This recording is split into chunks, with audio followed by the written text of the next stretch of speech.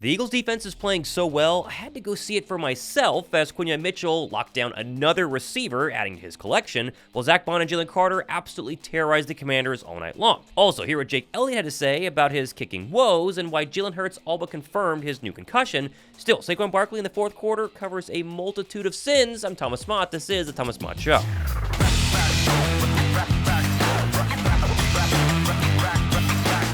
Well, on Thursday night, all eyes seemed to be on the Birds, including mine from the sideline at the Link, where Philadelphia started slow, endured Jalen Hurts likely being concussed, and watched Jake the Make turn into Jake the Miss. Despite all of that, they still put up 434 yards of offense and completely shut down Jaden Daniels. Now, Josh Davis and I were fortunate enough to be invited to the game and met a bunch of you guys not only on the field pregame, but around the stadium as well. And if you met me during Thursday night's matchup between the Eagles and the Commanders, comment down below. I want to see which one of you guys I actually ran into because I had an absolute blast seeing all of you guys there. Also, massive shout out to Ron for inviting myself, my family, Josh Davis, Anthony DeBona, all of us out to the game to sit obviously in his suite. It was the best viewing angle I've ever had for an Eagles game. We had a ton of fun, Ron. Huge shout out to you, subscriber of the channel. I cannot wait to go back and again, thank you very much. Being down on the sideline really showed the atmosphere of this game. It felt like a playoff atmosphere as Philadelphia warmed up, as the Commanders warmed up. Zach Ertz returned. I've been to Eagle playoff games before, and this was as close as you could get for a regular season game. Still, though, the Birds' offense, they started strong as if it was a playoff game in that opening drive, but then sacks, penalties, forced them to kick a field goal, which Jake Elliot would miss. Oh, and by the way, I was right in front of Jake Elliot as he was kicking during pregame, and he missed a ton of kicks during pregame to the point that I looked at Josh Davis and I was like, I hope this doesn't turn over in the actual game, and, well, it actually did. To his credit, though, Elliott did take responsibility for missing 2 field goals and an extra point on Thursday night and promised to get things right going forward. Like I was telling these guys, I gotta go watch the film and take a look in the mirror and figure it out fast. I'm going to double down on what I've always done, and I still feel really confident in myself. I feel like I've been hitting the ball really well this year, so I don't want to overemphasize one game. I just want to go back to the process and figure it out. Now, the Birds' defense would have probably their only bad drive of the night on the opening drive for the Commanders. They went right down the field and in the end zone on a 5-yard run by Brian Robinson. Philly's defense all year long has had a couple of bad drives kind of each game, but they always bounce back. And boy, they put the clamps on Jaden Daniels really the rest of the night. Back on offense, and Jalen Hurts was clearly not himself early. A couple of big hits, a lot of missed reads. I mean, Devontae Smith was wide open on this one, and of course, failing to convert in the red zone. Personally, though, I'm convinced he was concussed on this play, and his post-game answer when he was asked about his concussion status all but tells me, yeah, a head injury likely happened. I guess I beat the protocol. You know how it happened? I beat the protocol.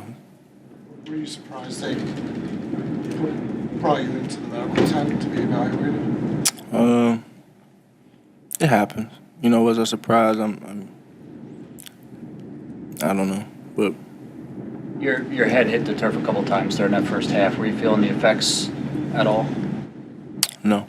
Throwing wearing sunglasses while an SVP after the game on Thursday night, and yeah, it's a pretty good indication a concussion likely happened early on for QB1. Still though, Jalen's ability to bounce back later in the second quarter and march right down the field continues to be one of his best attributes, right? If Smitty and AJ don't run into each other right here, the Birds probably have a touchdown and at least tie this game going into halftime. Now, obviously, Jalen Hurts was not perfect in that game. I've seen a ton of criticism of him, but overall, 18 of 28, 221 yards, rushing touchdown, turnover free.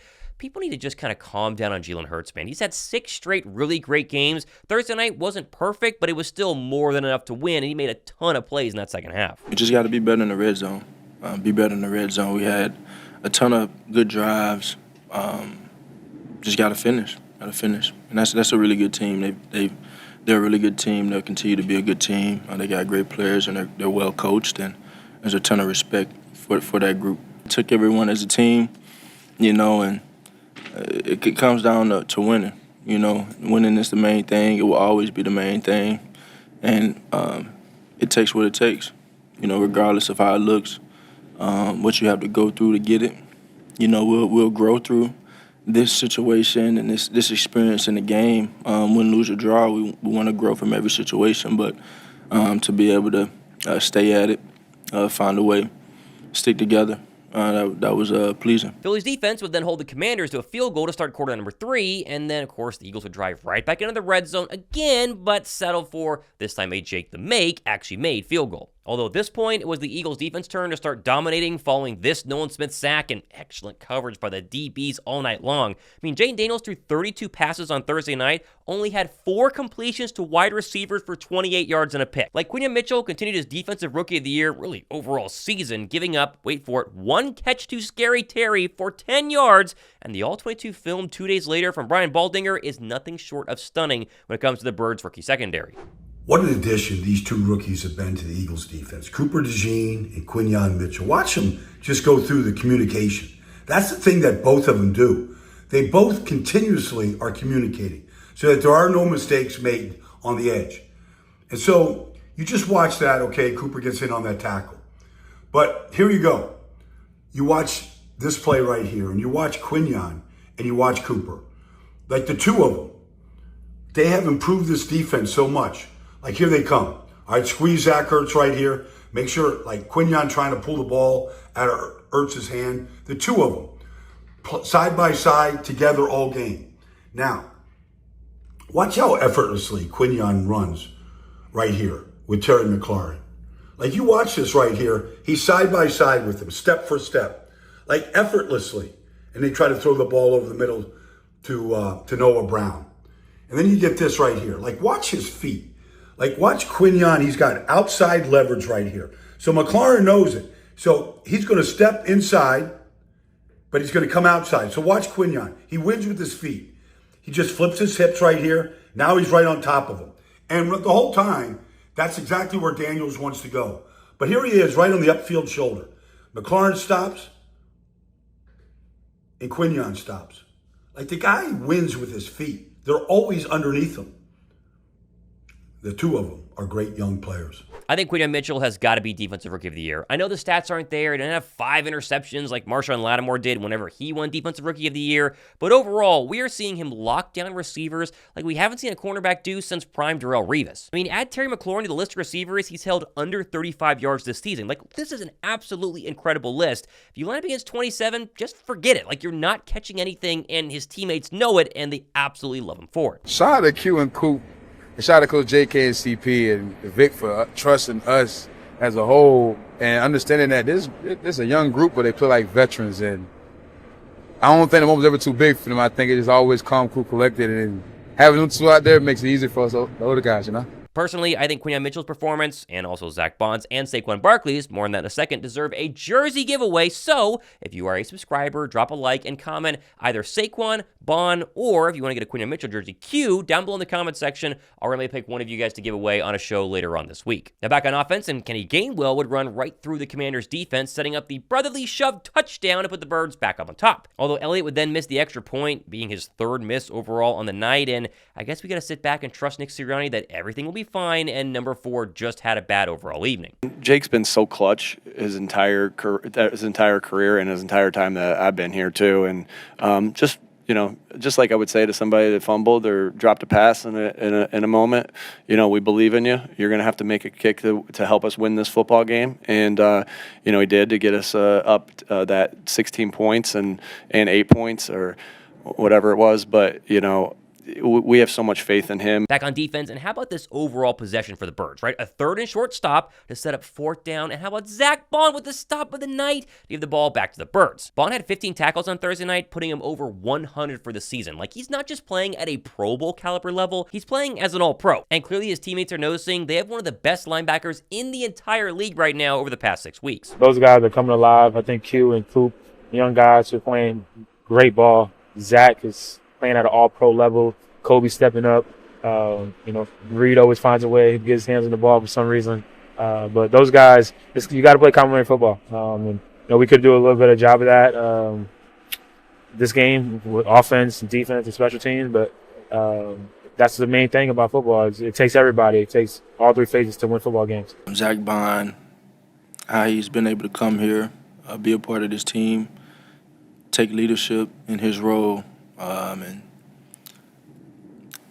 his actions do a lot of talking for him, and that's something that I respect a lot. Pair Q and Baun with the person I haven't mentioned yet, and Jalen Carter having what some are saying the best game of his career. I mean, he was in the backfield beating double teams play after play after play. Again, not a ton of crazy stats just jumping off the screen, but the actual film here is unbelievable. And I think right now, this Eagles defense, the past 6 weeks, is probably the best Eagles defense I've seen in, at least over a decade? Back on offense, and Hurts would find Dallas Goedert for a massive gain, which he would then fumble away. Thankfully, Grant Calcaterra there to save the day, and said post-game he earned a little bit of Goddard's money for saving his butt. Yeah, he said, how much money do you want? Yeah.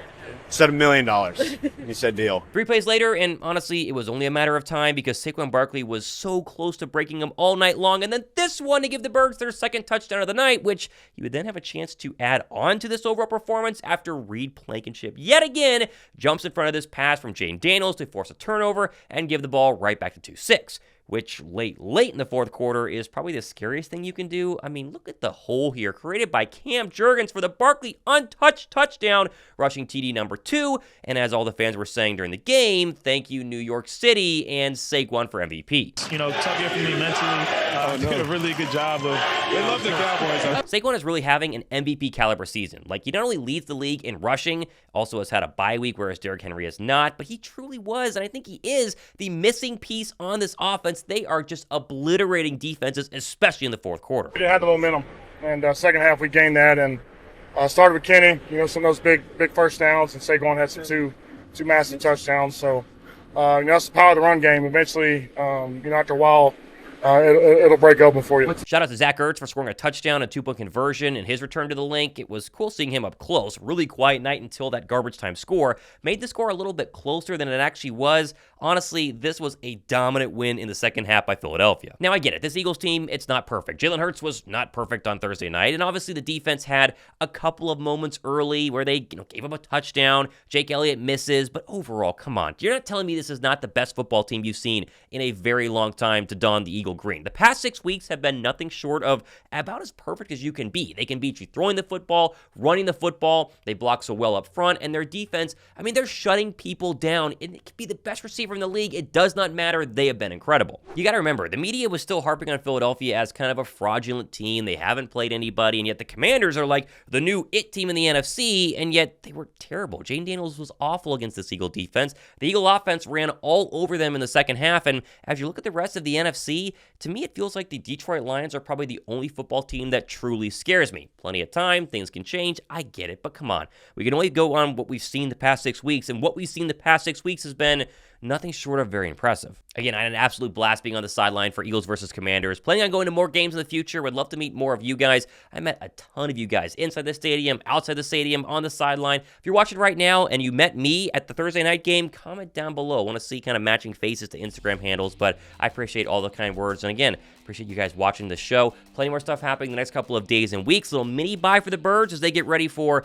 probably their toughest stretch of the schedule the next couple of weeks. Rams, Ravens, a whole bunch more. We'll cover it all here on the channel. And again, comment Baun, Q, or Saquon down below to get in on the jersey giveaway. I'm Thomas Mott. This is the Thomas Mott Shot.